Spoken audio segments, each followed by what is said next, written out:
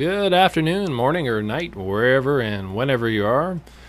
Welcome to another episode of Tech Stew. We're the show that discusses and talks about things tech, computers, home theater, gaming, flight sims, science, and more. And I am Mark Murin. And we've got quite the little show here today for you. We have an interview with Rex Game Studios coming up here in a minute, and we're going to flip it around this time. We're going to start off with the Flight Stew first segment with the Rex interview, and at the end we'll do the news this time, so slightly different format this time. So joining us today are some folks from Rex Game Studios. They make some big products for Flight Simulator X and Prepare 3D flight simulators on the PC, various add-ons, and we have Reed and Tim from Rex Game Studios on with us right now. How's it going, guys? Doing great. Hi, Mark. Thanks for having us, Mark. Yeah, thanks for coming on the show, and I'll just let you take the horn here for a second if you want to give everybody an overview of what you guys do and so forth. Okay. Reed, go ahead. Yes, okay. Well, Rex Game Studios was originally Rex Environment Simulations early on when we first started in 2008, when we released the initial Rex Essentials, or actually Rex Environment Extreme. And as time has grown on, we've converted over to Rex Game Studios simply because we tailored to the flight simulation world. We felt it was more in tune to what we're doing. We're not just building just a graphics program, but a all-encompassing program and several programs that tie in together that bring a more realistic environment to the flight simulation world. And so that's where we've kind of come along and how we've matured over the last several years, so to speak. We currently obviously have expanded our product base from just simple Rex to Rex Essentials, Rex Essentials Plus, Rex Essentials Plus Overdrive, which is a huge free add-on to Rex Essentials. And now we've recently released Rex Latitude, which focuses on the massive multiplayer environment associated with flying. And then we're also expanding into another element of that in the virtual airline type scenario with SimAir.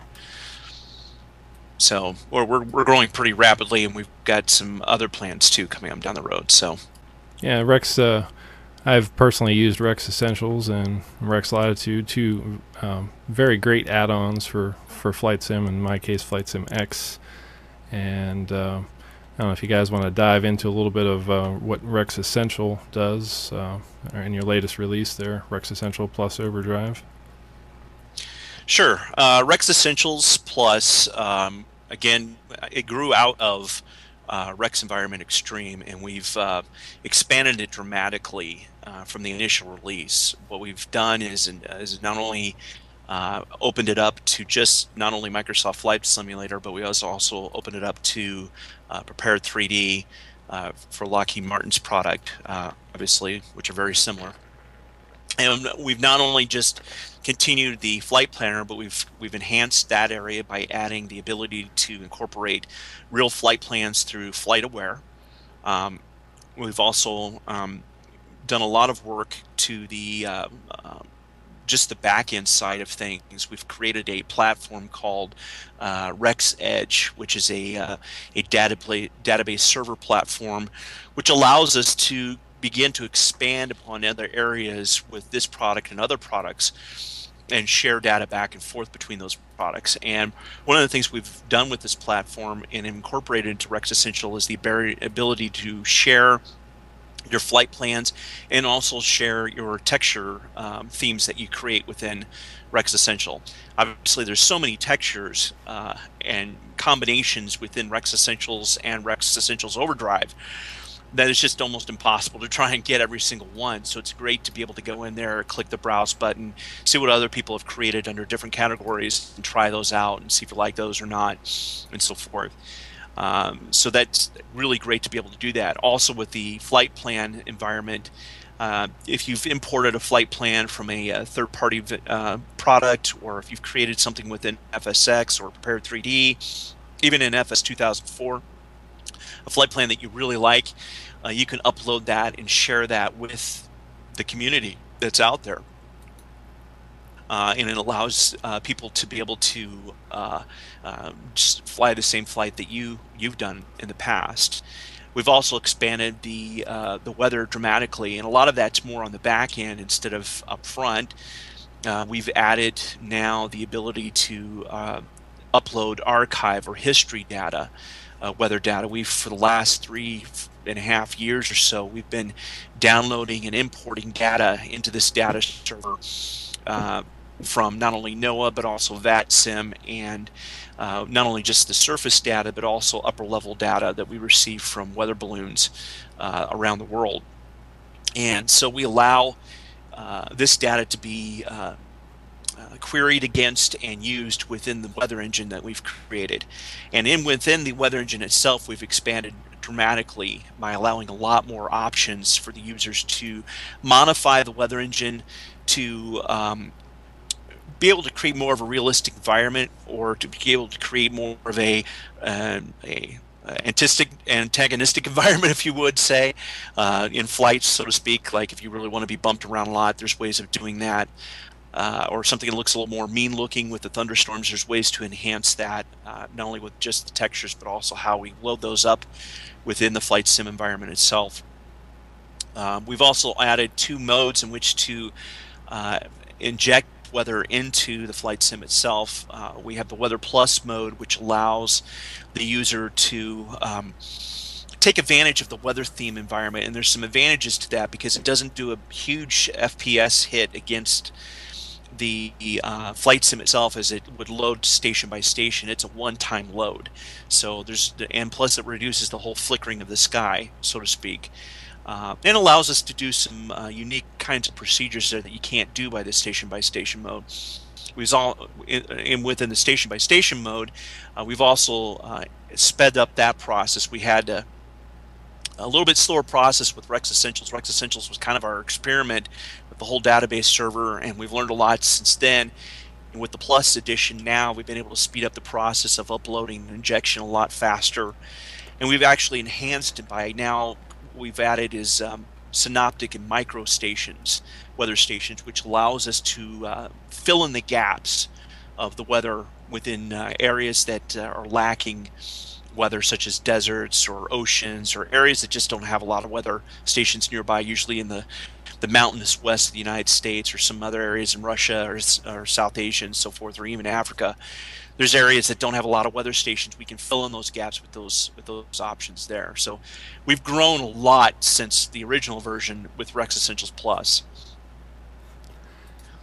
And I had a few questions on the textures when you install them for people who may not understand how this works exactly.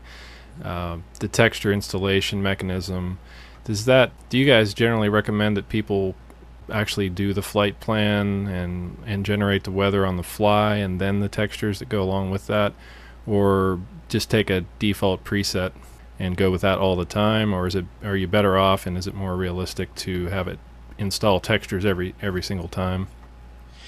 It's really up to the user themselves.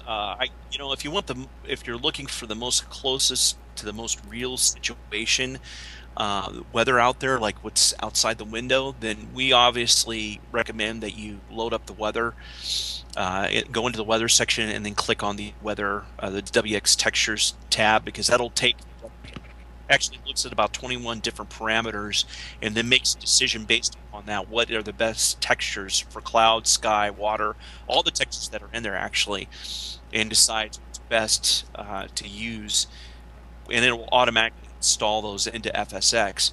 If you're just kind of wanting to do something different than what you have, we would recommend that you go in and just check out what other people have created. There's probably, we're rapidly approaching on the Rex Essentials Plus side approximately about 2,000 different community-built themes out there, and it's rapidly growing on the Overdrive side also. So, if you want something that's different, that maybe if it's just kind of overwhelming to you, that's the best way of handling that also. Or the randomize. There's a randomize feature as well. Every time you open Rex, just click randomize, and it'll just randomize the textures. And it'll install those, and you will never get the same thing twice.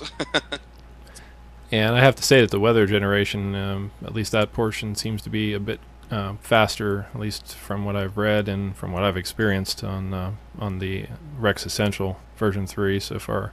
Mhm. You guys have improved that dramatically. It used to take quite a while to load, and now it's Well, pretty snappy. it's getting better now. We're working on a service pack right now, a new update for Essential Plus out there right now, and we're increasing things still yet. So we're just getting better and better as we go. Yeah, the service pack, if you don't mind me just kind of jumping in there a little bit, the service pack, we've done a lot of testing, especially specifically in areas where people have contacted us and say, hey, you know, this area is kind of not quite the way it should be, or that area is kind of missing, or whatever. Or it's, you know, a little slower or something. We've, first of all, on the Weather Plus side is where a lot of our attention has been, because we feel like that's a prominent area to go, and there's a lot of things that we can do there to expand more so than on the station by station side. And the surface conditions now are pretty much spot on perfect now with the service pack that we've been getting in our beta testing results. And we've also incorporated a brand new upper level winds data source, so that's also going to be improved within the service pack that's coming up too. So, Is that something that's going to be out pretty soon? Any kind of an ETA on that? Well, again, testing will dictate that, and we're Sure. listening to a lot of feedback as well from our user base. So we get emails and forum posts daily, and we're just listening to people and figuring out what they're looking for, really.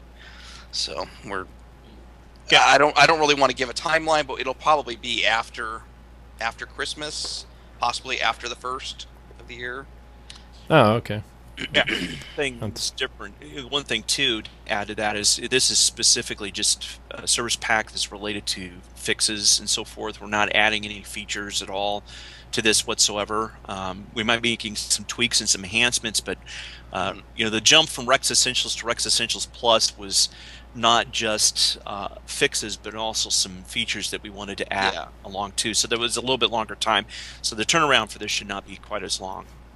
So I should probably mention, or if you guys want to comment on the cost, is pretty inexpensive at around $40 for Rex Essential Plus Overdrive if you're a new customer. Well, $39.95 for Rex Essential Plus, and if you want Overdrive, it's free. But the only thing we ask from our users is they log into our forum and advise of their order number, and from there we can verify the user, and then they can access the free software. If they don't want to do that, they could buy the Overdrive version, and that version is $44.95. But again, we do give the software out for free. We allow our customers to upgrade for free, but they just have to follow the protocol we lay out for them. We just need to verify all users that they're legit users of our software, and once they're verified, they have access to everything. So. And the Rex 2.0 users, do they get a? Isn't it true they get a specific upgrade version? Everybody, every user from our very first software that we've created, everybody has an upgrade path on our forum. Yep. Everybody. There's nobody left out. And they don't have to uninstall 2.0 to get to 3.0 if they have the upgrade version. No, okay, they don't. That's what I thought. All right, you guys wanna move on to Rex Latitude, I guess, at this point? Sure. Sounds good. Sure. Yeah. Cover those options. And for those who don't know about Rex Latitude, it's another add-on for Flight Sim and for P3D. And I've been using it personally and having some fun with it. You guys can elaborate more on the specifics of it, I guess, here to start off. Sure. Rex Latitude is really, it's a massive environment, multiplayer environment, allows everybody to be in one place. This is obviously just the first initial version that's going to be coming out. We'll be expanding further on this down the road to incorporate more features, especially specifically around the multi-feature aspect of it. a multiplayer aspect of it. But to kind of summarize it, Rex Latitude is more of kind of like a, I wouldn't want to say a flight instructor, but that's kind of what it is. It looks at how you fly, and it helps you to improve in areas. It gives you kind of an idea of how you would be judged as a pilot in different kinds of levels. You have 5 different levels. You have you start out as a student pilot, then you move to a sport pilot, then a private pilot, then into a commercial pilot, then to an airline pilot. So, and you can actually, as you fly along a flight, even if you're kind of starting out and everything, you can look at how you would rate in each one of those different areas as a pilot would be, and how you would be judged in each one of those areas. It was built by a private pilot, so it looks at all the real parameters by aircraft, so to speak, on what it could possibly do to I don't want to say judge you, but critique you on how you fly. So, if you're flying a Cessna 172, it's going to look at how you would fly a Cessna 172 versus a Baron Beechcraft or something of that nature. It's going to, or 737 of that nature. So it's intelligent to determine how you are. The really cool thing about it is the multiplayer aspect of it, is because you can now go into the radar screen. You can see other people that are flying near you via the radar screen. You can interact with those people through the chat, talk to them. Right now, currently, we have a huge contest that's going on with Latitude that you can win $100 for the next 4 weeks. We're providing specific flight plans each week. And you can fly that flight plan as many times as you want during that week, and you can upload the best flight plan possible. And what we'll do is we'll judge each of those flight plans by Friday at Tvii, and whoever has the best parameters in place will win $100. So that you can't beat that deal. Well, let me reiterate: it's $100 per week for 4 weeks. Right. So you have the potential of earning $400 altogether. So take advantage of that. Rex, you obviously got to have Rex Latitude to be able to do it, but it's really a comprehensive and expansive product. We expect it to expand dramatically. We've just recently did an upgrade. We added some new features to it this past week, and we've got some additional plans, and then we also are looking for a massive version coming out sometime the first or second quarter of next year to include some very big multiplayer features. Very cool. In game, let's say that again. Multiplayer features in game. Right, in game. Latitude. And let's also reiterate: there's the competition aspect of Latitude. We kind of forgot to touch base on the competition aspect, but you're actually really competing against other people. If you want to, you have the ability to join the online portal, and from there you can compete with other pilots, and it's a competition type of a product as well, not just a review, in-depth review, but it's really, you're planning, you're flying, you're competing basically. So, are there any plans in the future upgrades on Latitude to have it in flight be able to tell what your score is so far in the middle of the flight, in case you're doing poorly and you're in a long flight and you want to kind of abort at that point?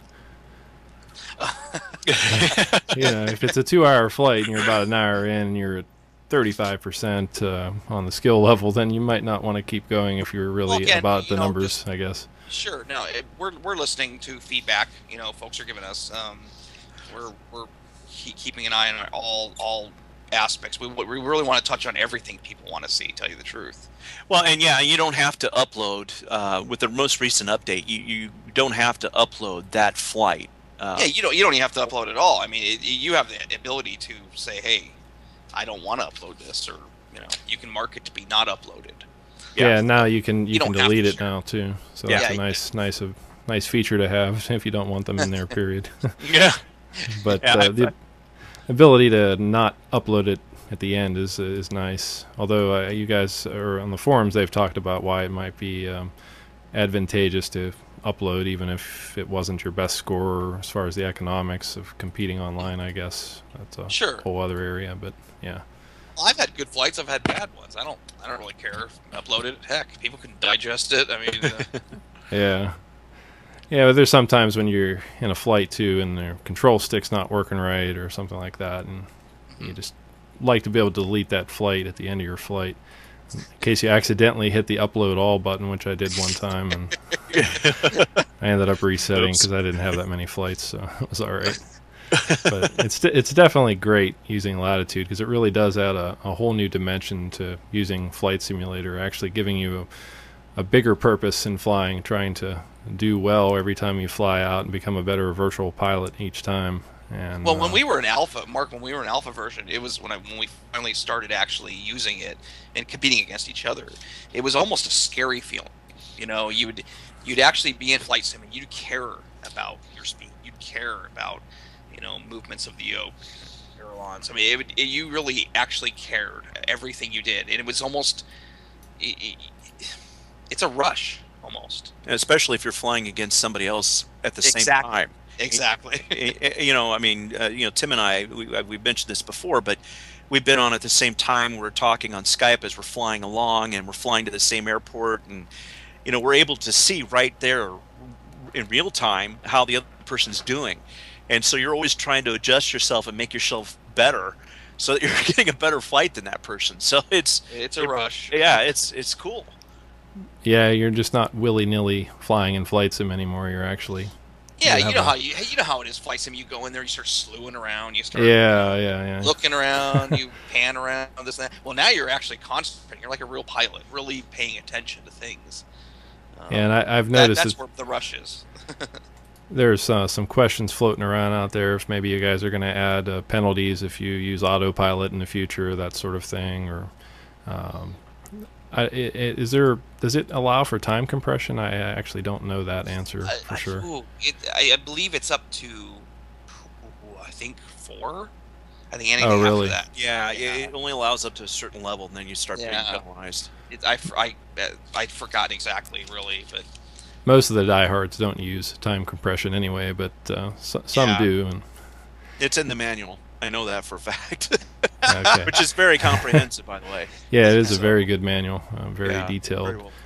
The one thing I couldn't figure out, maybe it's because I'm doing too small of a flight, but if I'm just taking a short hop flight, just as a test run, like a pattern flight and landing, it seems to me that you really can't make money on the flight. Are you really going to do a pattern to make money, though?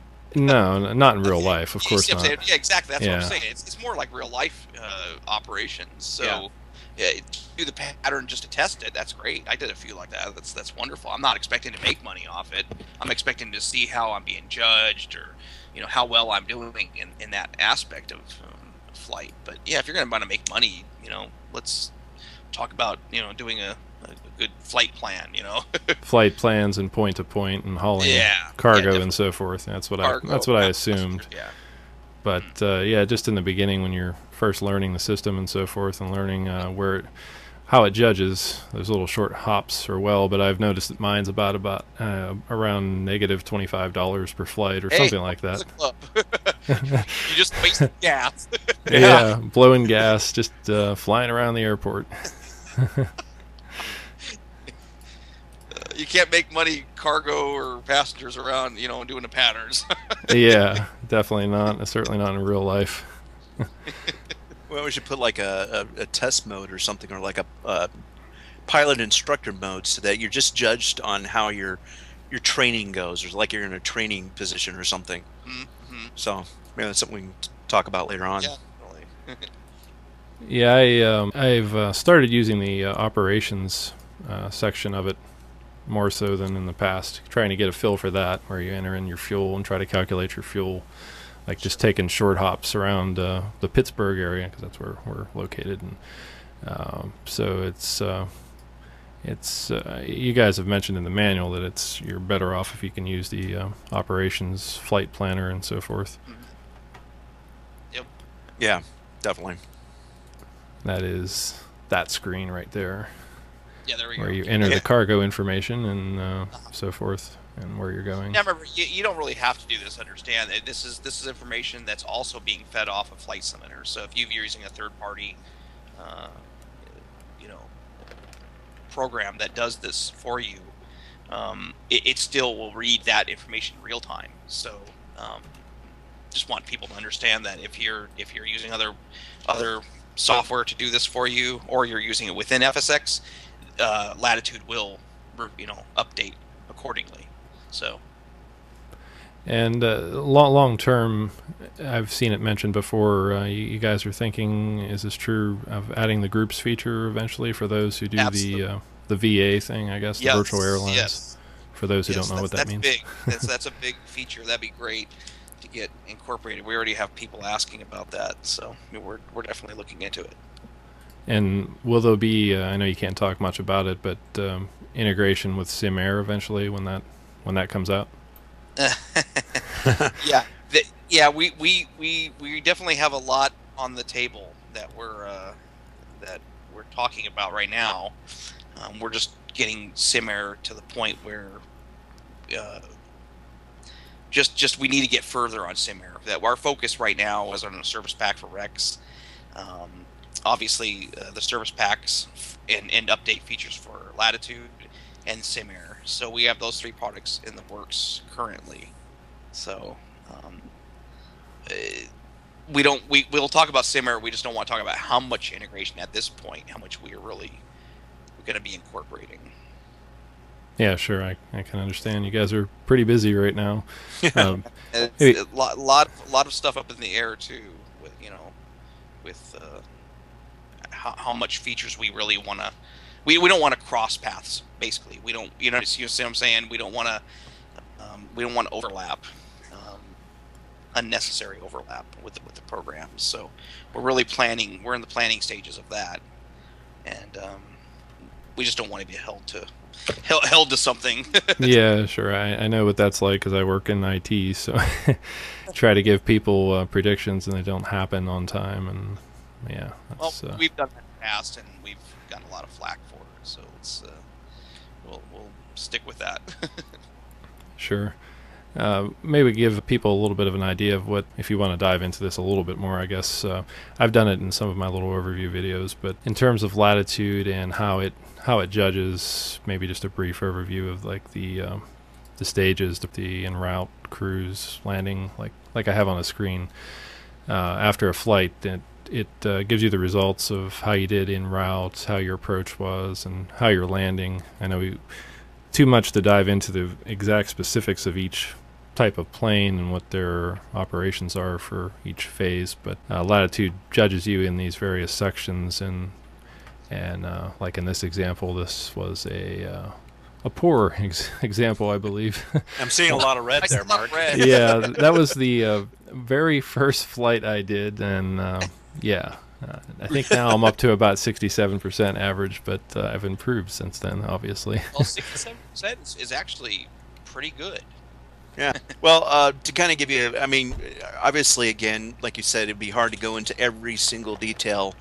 But the thing we can say is initially, when you start up FSX and you start up or Prepared 3D, and Latitude is running, it's going to kick in right away. It's going to kick in, but it's not going to look at whether you've gone through your pre-check or not. What it's going to do is when you're rolling off the tarmac onto the runway, that's when it's going to start judging you and or critiquing how you fly.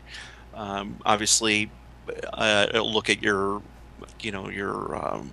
engine conditions at that point. It'll look at your rate of ascent and descent. Obviously, when landing, it'll look at how you're cruising, and all of that will be based upon what should be expected from the plane that you're flying. We've got all those parameters built into it, and then again, it will judge you based upon where you currently are in your standings, or where you currently are as a user, and then will progress you along on what is expected for each level down the road.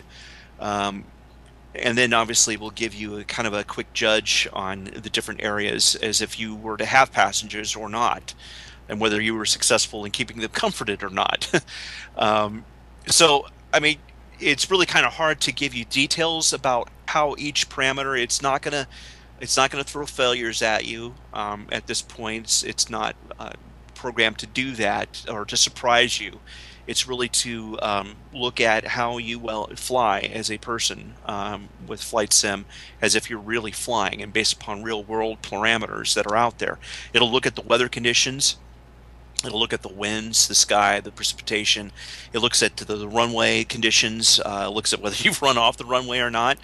Whether you decide to cut the lawn with your plane or whatever. And then it will judge you based upon that. So, any little action that you do, if you decide to take a 737 for a loop-to-loop, it's obviously going to judge you very heavily upon that. So, so will your passengers. But at the point, that's where it's at this point. So, these areas will obviously be expanded as we go, and will be affecting obviously how much earnings you have, and earnings will obviously affect what you're able to do with that down the road as we grow Latitude. So it's kind of a real high-level view of what it does. But like I said, it does judge you from the point that you hit the runway to the point that you come to your roll stops when you land.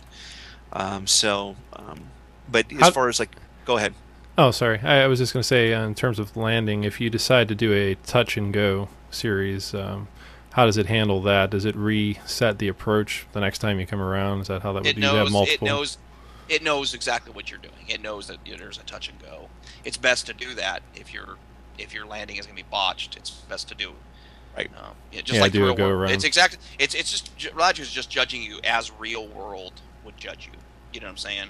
As a real pilot. That's all it cares about. It just judges you as a real pilot. And it tries to. You have it set to try to shoot for about a hour's worth of fuel reserves at the end. Yeah, that's typically pretty important. Yeah, just like normal procedure. I mean, it wants you to have basically. It's in the planning stages. It's wanting you to land with an hour's worth of reserves.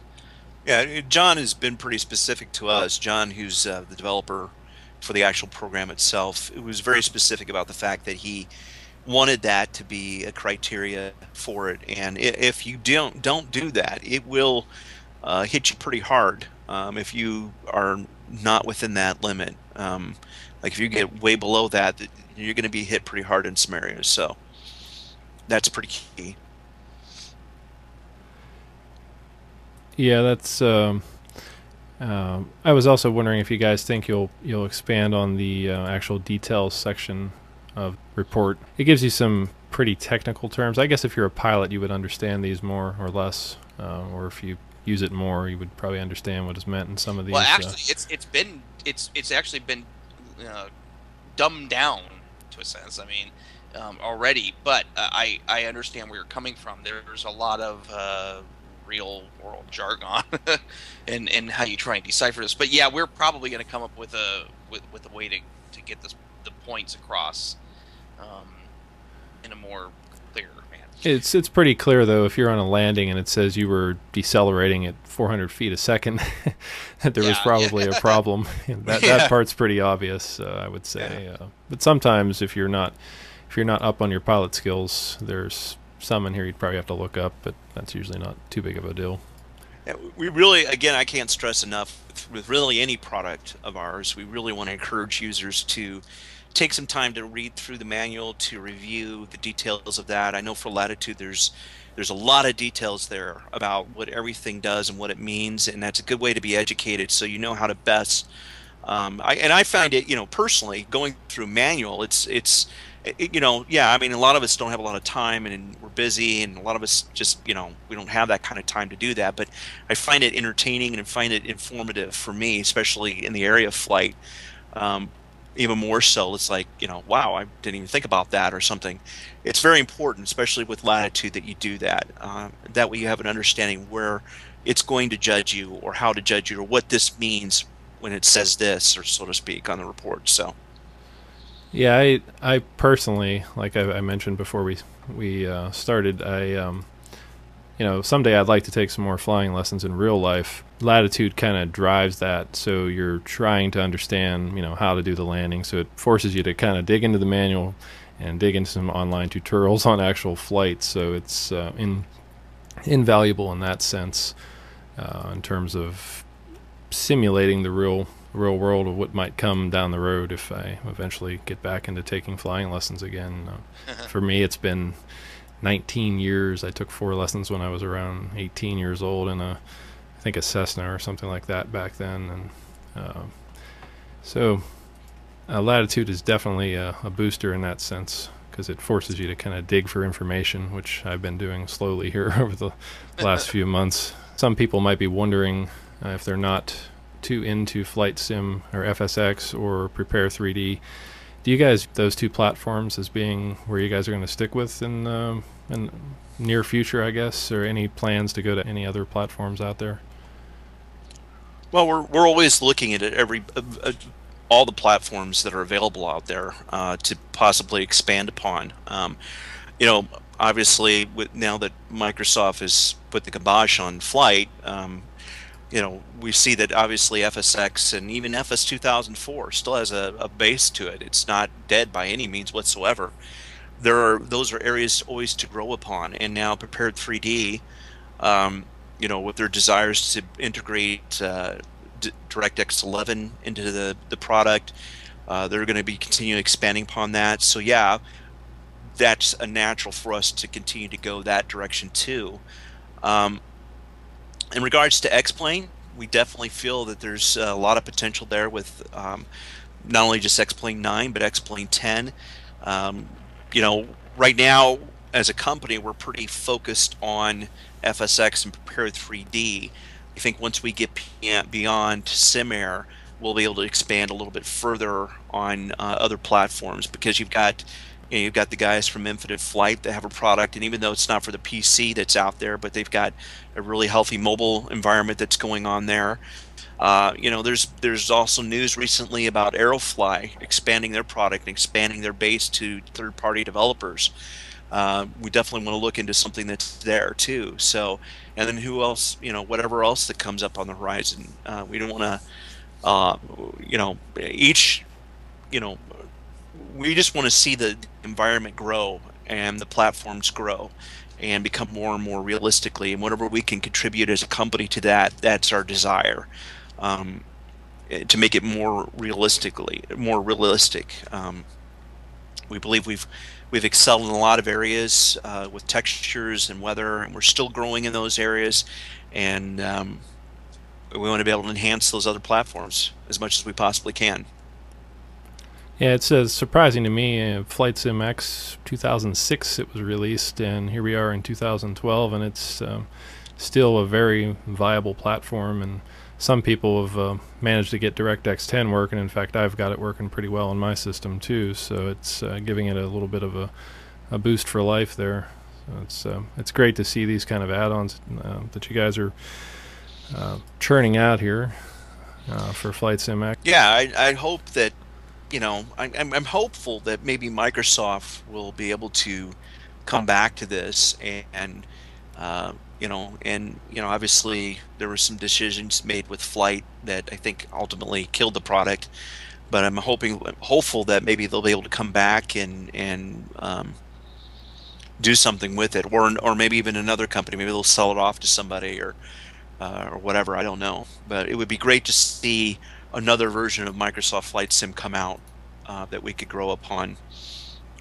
But that might be Prepared 3D. Prepared 3D. I mean, I know there's a lot of plans over there, so who knows what's going to happen there. Yeah, they seem to be geared a little more towards, I guess, what would you call it, the corporate side, maybe. Have a higher price tag to get in, and although they're allowing developers to do add-ons, so that seems to indicate that maybe they'll start expanding more. So there's hope there, I suppose.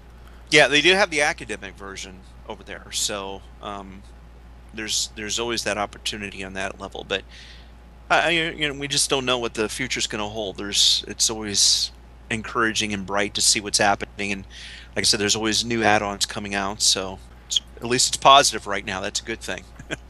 Yeah. Did you guys want to talk about anything else? Any other things? Maybe mention Storm Chaser or a little bit? Yeah, yeah, we could just kind of talk briefly about that. I mean, Storm the Game right now. We're currently working with Reed Timmer, who, if you're not familiar with the Discovery Channel Storm Chasers television show, he is working with us and consulting with us to bring about the most realistic storm chasing game that can be out there on the market. And we've got a lot of plans there and exciting activities associated with that. It's going to be a project that's going to be taking some time to develop over the next year or so, or several years actually. But they're really pumped up about it. We're really pumped up about it. It's always been kind of something that's been a brainchild of mine for a long time, and we really want to see it come to fruition here. There's a lot of potential there. It's a really kind of a neat opportunity with the different types of ideas that we've got with that, and Reed brings a whole nother realism to it that's never that we think will really make it exciting to use. So, Is that that's going to be like a standalone type of simulation? yeah, it'll definitely be its own game on its own. We've already pretty much, as a company, decided how the actual platform we're going to be developing it on, as far as the actual gaming platform, the engine that we'll be using. So we're still in the early stages, the design and development stages. So we're pretty far off before we release that product. Sure. It sounds intriguing though, especially as a standalone type simulation. I come from a little bit of a science background, meteorology, so I would definitely be interested in checking that out whenever, if you guys get that to fruition here. Yeah, we're hoping. Like I said, it's definitely got a lot of potential. We'll probably be growing that product also, like with the other products we've been doing, not just doing one and then leaving it or anything like that. It'll be a progressive product as we go. But we'll be, as time goes on, we'll be releasing more information about it and more details. Right now, it's kind of generic, but we just don't want to give out too much right now about it. Sure. Okay. Yeah. Sounds great though. Any other areas to dive into? I think we've covered the main ones at this point. Tim, you want to add anything, or? No, I think we touched base on everything, didn't we? I think we pretty much covered everything. I mean, we're always thinking forward and thinking of new ideas and thinking of new ways of doing things, but those are things we just can't talk about right now. So Yeah, sure. But yeah, that's the plan.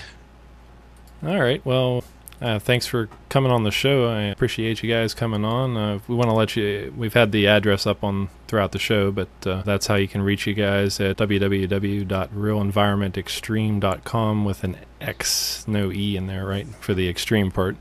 Or Rex Game Studios. Thanks for coming on the show. Thanks, Thank Mark, you. for having us. Appreciate having you guys, and hope to talk to you again soon. Sounds good. We'd definitely like to do it again. All right. Thanks, guys. Thanks Thank you. again. Appreciate it. Bye-bye. Bye. All right, before we jump into the news stories for today, take a look at the recent poll we had on the website regarding the Windows 8 start screen, and polled some people out there to see how they like it.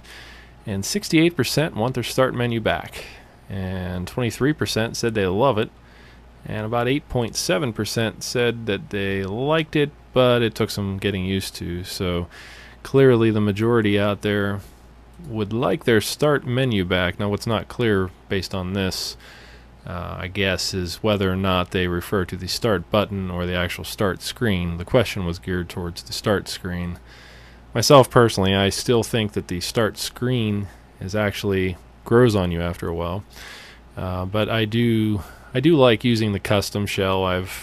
I spoke against it at first, saying that you shouldn't tarnish Windows 8 because they don't have the start screen or the start button in there for a reason. But I ended up installing Custom Shell just to test it, and eventually found myself using the program called Custom Shell. So if you search for that, it's a way to get your start button back into the desktop mode of Windows 8. And I've programmed it so that the keyboard Windows key will take you into the start screen. simply because I find that doing that and then searching for your app by typing is a lot quicker than using the custom shell search engine. It takes 4 seconds, for instance, versus 1 when you push the keyboard button equivalent to get to the start screen. So I'm leaving it on there for now.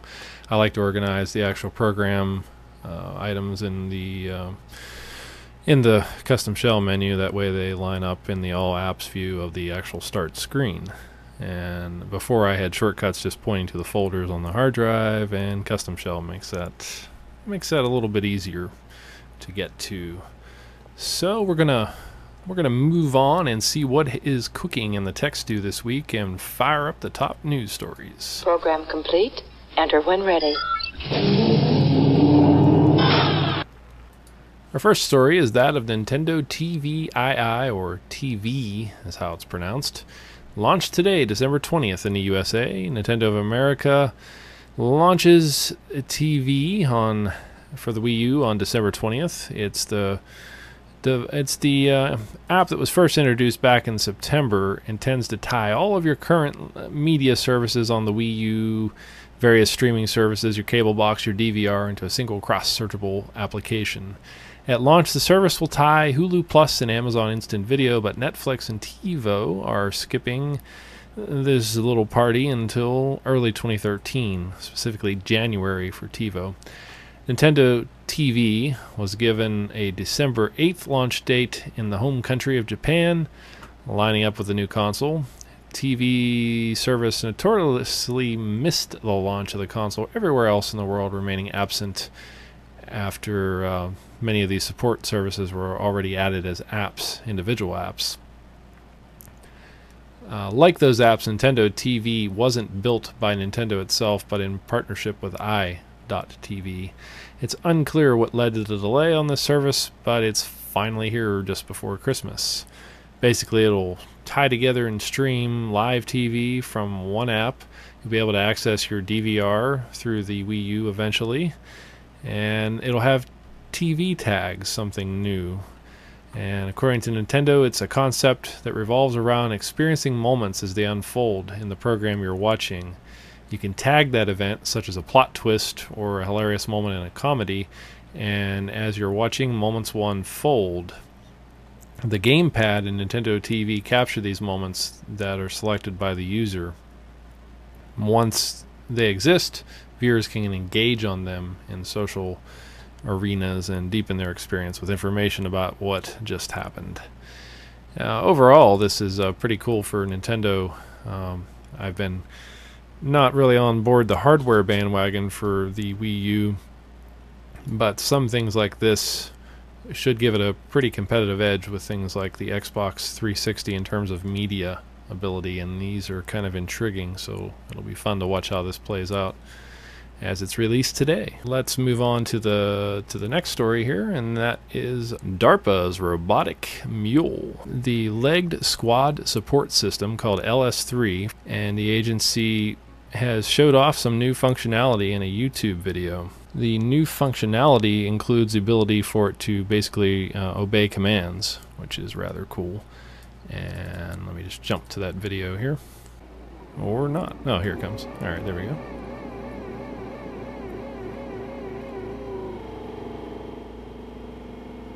LS3 follow tight.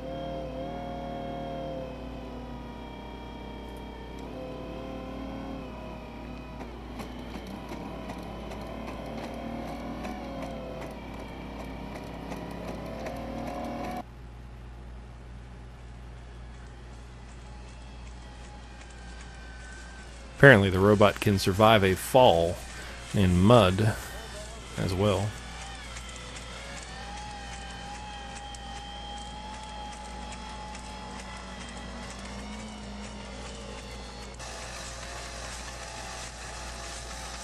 Now, obviously, a device such as this is pretty invaluable for the military in terms of the load it can carry and obeying commands. It's quite a technological marvel when you look at it, and the fact that it can actually stay up on all four legs like that and recover from falls, being as it has a sort of a barrel design, it's probably prone to falling over or getting stuck in mud, for instance.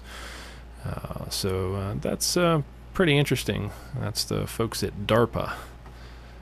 And in other news, Microsoft, or I should say Windows 8 Skype app, has been updated with a better snap view. Microsoft launched the Skype app for Windows 8 close to the launch of Windows 8. November, it got an update that added some new features, including ability to make calls to Skype Messenger contacts. And as of now, Skype for Windows 8 has another update, and this one aims to improve using it in the snap view, where you have multiple apps open at once, or your desktop view and that view. The Windows Store website has the release notes for the app and says that it has enhanced snap view for smarter multitasking. In reality, this means the Skype app now has a truly functional way to snap either to the left or to the right side of the screen while you use another Windows 8 app. That lets users do video chats and type in the IM while it's in snap view. And this definitely would be a bonus if you're on a tablet device. I am not sold necessarily on switching completely to the Skype Windows 8 app. I still use the desktop version, but the tablet platform, it's certainly invaluable. And we recently had the Google Maps for iOS was released with turn-by-turn navigation. They are back on iOS. In particular, I think it was iOS 6 where they had the Apple version and not Google Maps. They've added things like public transit directions and Street View Plus, and it's better than it ever has been. Along with Google Maps for iOS, Google is also releasing a Google Maps SDK for iOS and URL scheme to get third-party applications to launch the Google Maps app and perform searches, direction requests, and display map views. And that's a workaround that could allow Google Maps to act like the primary mapping system on the iPhone. Clicking something in another app would launch Google Maps and not Apple Maps, as an example. The new Google Maps are vector-based, like the Apple Maps. So it should be snappier and speedier than the old app, which I've used it, and it is. So overall, pretty good experience. I installed Google Maps for iOS. Now, if you're using iOS, if you're on a 4 hardware device and you have iOS 5, I already had Google Apps on there, the Maps rather, the old app that came by default. When I installed this, it creates a whole new icon, and it was pretty impressive. I was able to get turn-by-turn voice directions, which of course weren't there before. They're using a female voice, and it sounded very realistic, almost like natural speaking, for instance. And at first it wouldn't activate the voice speaking. I'm not sure why, but after about 1 mile it started speaking. At first it was just a tone, and then it switched to the actual speaking of the directions. So I'm not sure what was up with that, but overall I used it for a little while there, and it worked well. What I wish it had built in during the directions was traffic information while you're doing the turn-by-turn. Like apps like Copilot. I use Copilot primarily on my iPhone, and it has a nice little traffic bar on the right hand side that lets you know whether or not you're going to have a traffic delay, and then it gives you reroute options. Now of course Google Maps is free, so you can't complain about a free app that actually has voice directions. I'm just stating what other apps have and comparing and contrasting here. I'm not complaining necessarily. But a great new release of Google Maps for iOS. Let's move on to the next story. Forrester report shows that 84% of U.S. adults now use the web daily, and 50% own smartphones, and tablet ownership has doubled to 19% in 2012. And you can see this here if you look at the graph. Some of the statistics here that we're referring to in the long-term projections. This is comparing tablet devices and smartphone users. The lighter green being the tablet device, and the smartphone users being the darker. And the 2010, 2011, 2012, and then projections for the next few years all the way to 2016 in terms of number of people in the U.S. This is an annual State of Consumers and Technology report, survey data from nearly 60,000 consumers in the U.S. and Canada. Adoption rate in the U.S. has stabilized at 79%, same from last year, and that's the percentage of U.S. adults that go online at least monthly. Adults that go online daily in 2001 was 78% of U.S. adults, and in 2012, Forrester is reporting 84% now go online at least once a day. And that's probably due to the mobile penetration here of tablet and smartphone usage. Forrester found that about half of the U.S. online adults now own a smartphone, and 2/3 own multiple connected devices. And its tablet adoption, as we've mentioned, is doubled to 19%. Here's some of the other interesting statistics. 43% of consumers now connect their web with their TVs.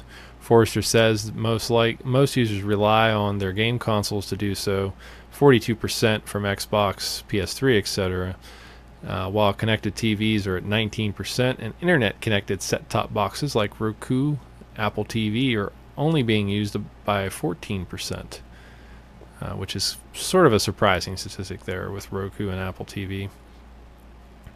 The 18 to 23-year-old crowd most active on social networks, 70% of those are Generation Z. Forrester says visiting social networking sites daily, and 58% or 85% visit Facebook at least once a month. Now the guys and girls in the 24 to 32 range, Generation Y, more likely to own a tablet. About 25%, that could be something to do with income levels there, and smartphone at 72%.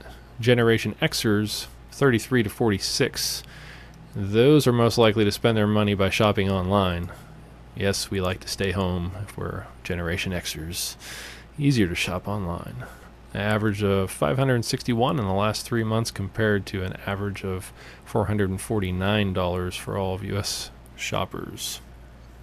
Now, if we dig into the baby boomers, 47 to 67-year-olds, the golden generation, that's 68 and up, technology adoption lags quite a bit.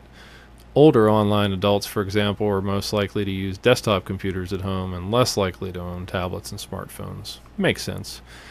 Still, even among this group, tablet adoption has doubled to 14% since 2011, and that is an interesting statistic. I think tablets make it a little easier for people to get to the internet and use it. It's more accessible than, say, a computer, less daunting of a task, so that statistic makes sense, and Microsoft has the right idea by knowing that the tablet market is on the way up and designing their OS tablet style. But Windows 8, yeah, there's still some kinks to be worked out there in terms of its universal design, which has a few drawbacks if you're on a desktop. But again, I personally enjoy Windows 8 because it's a better performer than Windows 7. And we'll move on to some of the science topics here. We don't have an official announcement from NASA just yet on this, but they have analyzed the first soil samples and detected simple organic compounds. It did a series of scoops and used its SAM analysis tool that uses various techniques to analyze samples, including lasers and diffraction techniques. Basically, they clean out the sample processing system with the sample by shaking it around. And we can take a look here in this video. They actually outline some of that in the video. On November 20th, word came from JPL of a major discovery on Mars. The most recent work done before departing Rocknest. So they clean out the processing system by shaking around the sample. They do several scoops, do some tests, and on the third they use the ChemIn instrument. Scoop a fourth, basically, throw it away, and then they do a fifth, and then they dump it into SAM. That's the short and skinny of how they analyze the samples. It looks like a typical kind of a sand dune. It's a little small sand dune, 10 centimeters high kind of thing. But it's a good target to dig into, and so we scoop into it, and then we do two things with it. One is we mostly basically what it ended up showing was that two components true minerals have they showed two components, true minerals with an ordered arrangement, then other stuff that doesn't have an orderly structure, and they didn't diffract X-ray beams. It had an alpha X-ray spectrometer to get a sense of what the material was, and then they went back and they looked at the ChemIn data and got some information from that, did some cross-referencing, and they were left with some unknown data. And they take the stuff, basically, and they dump it into SAM, the soil sample. It heats it up to 900 degrees, and materials come off. Basically, if it's calcium carbonate, it comes off as carbon dioxide, and then they can collect and analyze it. So in analyzing this, they've made basically the same discovery that was made before in the mid-70s by the Viking landers. They thought the sample back then was contaminated, but now scientists know more of how the compounds could be formed on Mars, and they're thinking they have the real deal here. So it's a precursor to possible life, or former life on Mars, if you will. In the organic sense, it could lead to things like that, and it would be a major announcement once they finally make the official announcement of this detection. Again, not the first time organics have been detected, but this is a second go around, so that's very important in terms of what they're trying to prove here. Now, the Voyager 1 spacecraft is 11 billion miles from Earth. NASA's Voyager 1 probe was launched 35 years ago, and it's now at that 11 billion mile point from Earth. It's crossed an unexpected and remote region of the solar system that may represent the final step before it escapes the sun's influence and moves into interstellar space.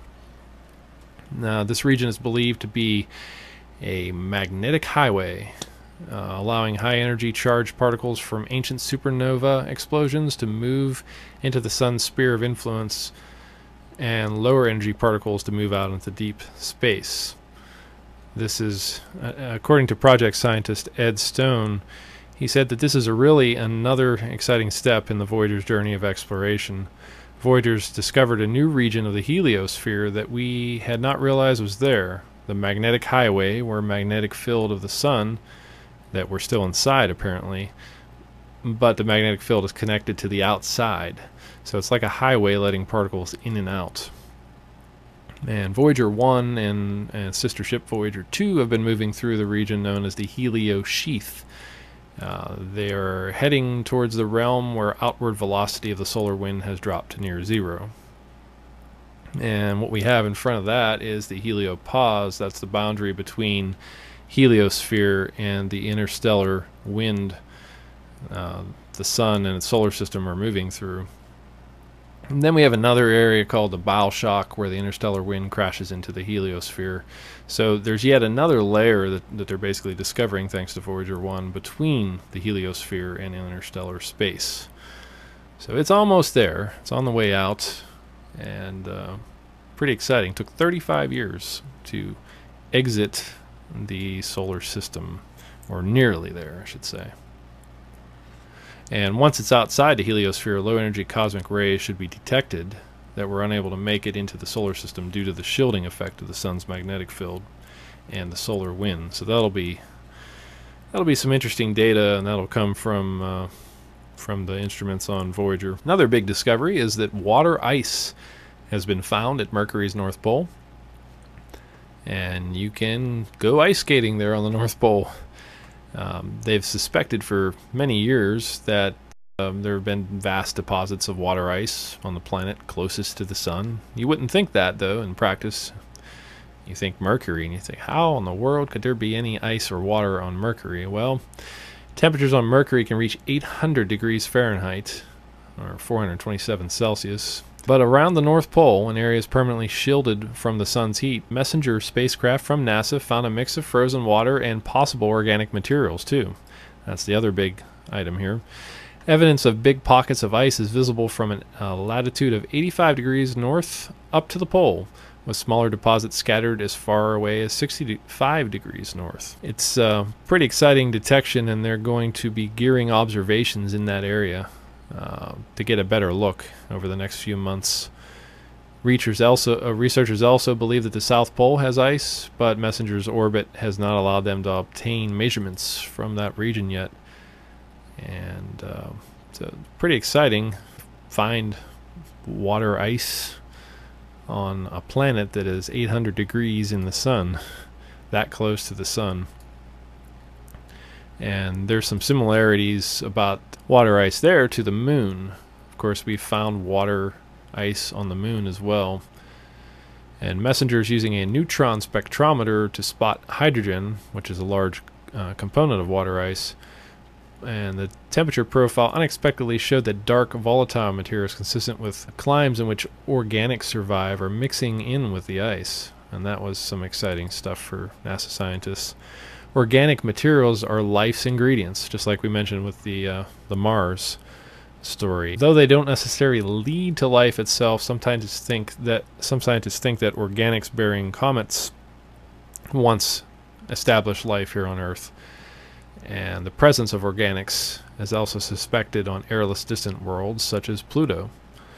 Scientists say comets carrying organic bits smashed into other planets frequently during the solar system's history.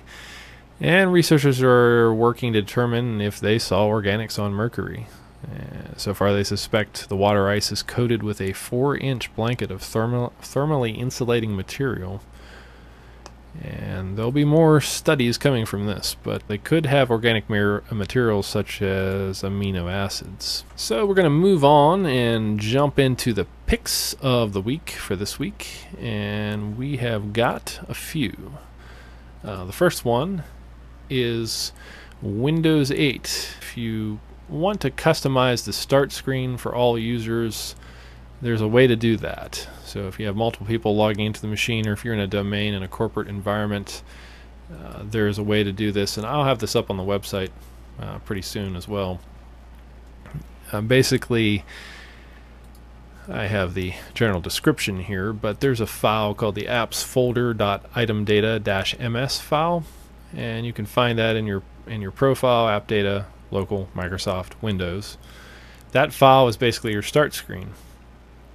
And if you back that up and you lose your profile, you can restore that. That's one thing. But you can take that file and you can put it in the same path, but in the default folder, not your name, but the default user.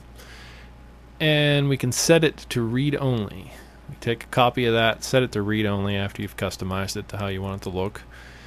But here's the catch. If you set it to read only, when a new user logs in, they are not going to be able to change it because it stays set read only. And we set it read only because it would default to a default new start screen and pull whatever it feels like.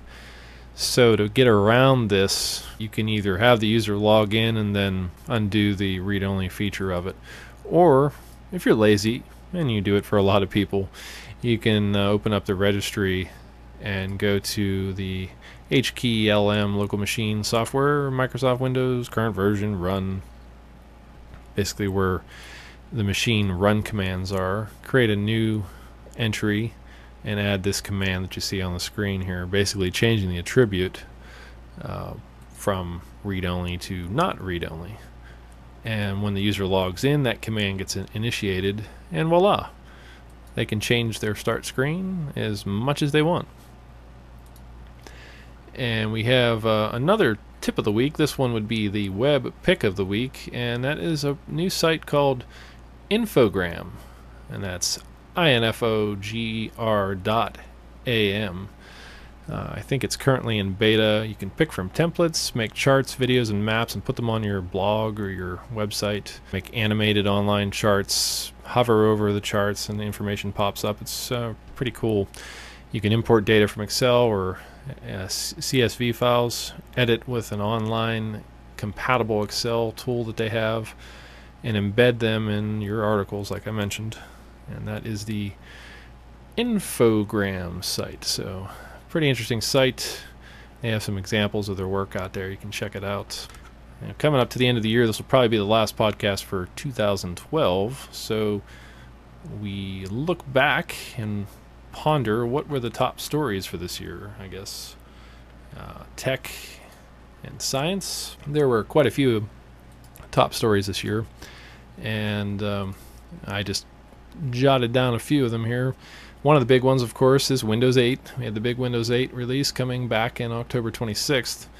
Microsoft pushing the limits and undoing the past by starting fresh with Windows 8, so to speak. We'll see how that pans out. That was one big story from 2012. The other one was Apple and its patent victory, if you're into the patent wars that are constantly going on, it seems, these days. First time in decades that patent wars ruled the top headlines, and almost the entire year, in fact, of course. The California District Court jury in August ordered Samsung to pay $1 billion, and maybe the highest amount fined to anyone for patent infringement, to Apple. Almost all the major products from both companies were dragged into the courtrooms on alleged patent infringements. Samsung, of course, is appealing the fight, and it's going on in many courts around the world. There were some other ones that have entered that patent war over the year. Microsoft, Google, and Google-owned Motorola, rather, I should say. The other big story from this year, of course, was Facebook becoming an IPO, and the flop of stocks there related to that. That was the big story there. SOPA being stopped in 2012 thanks to opposition on the internet and other sources.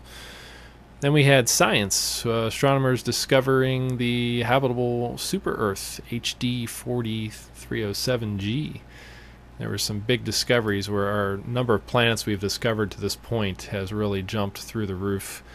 If you look back, I don't know what we're up to now, 700, something like that, in that range, I forget. Definitely exciting times for extrasolar planetary discoveries, and we're getting closer to pegging what could be another Earth in a habitable zone elsewhere. We had Felix Baumgartner with his jump from space recently. Definitely tops the brave tech achievement of the year, that's for sure, with his spacesuit and successful, safe landing.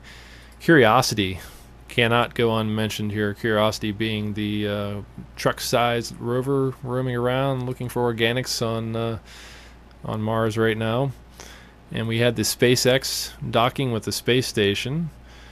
That is probably one of the biggest science stories of the year, tech stories, being as that showed that even though even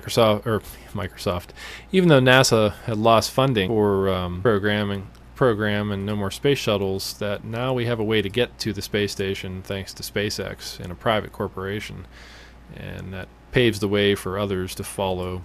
Of course, related to that, we have Virgin and other well, you wouldn't call them non-commercial, I guess you'd call them consumer companies popping up, or they've been around for a while. They're getting closer to offering trips to space for the regular person, although pretty pricey, $200,000, that sort of thing. But those are coming on the radar too. Maybe we'll see some more of that in 2013. We have some water ice on Mercury we just talked about, and the possible organics on Mars once again, and the Higgs boson being possibly discovered, though they're still analyzing data from that. That's undetermined at this point. So what are we going to see in 2013? That's the big question coming up for next year. Hopefully some big science discoveries there. And definitely I think they're going to hold off on announcements for the Mars one until 2013, and we'll probably see more from Curiosity. That's my big prediction. I would peg life detection, past life detection of some organic sense, by the end of 2013. I'm going to go out on a limb and say that right now. So if next year at this time we're talking and that happened, I guess I get a +1 on that, but we'll see what happens here in the next year or so. So that's going to wrap up today's show, and remember to keep on cooking with tech, and we will see you next time on TechStew.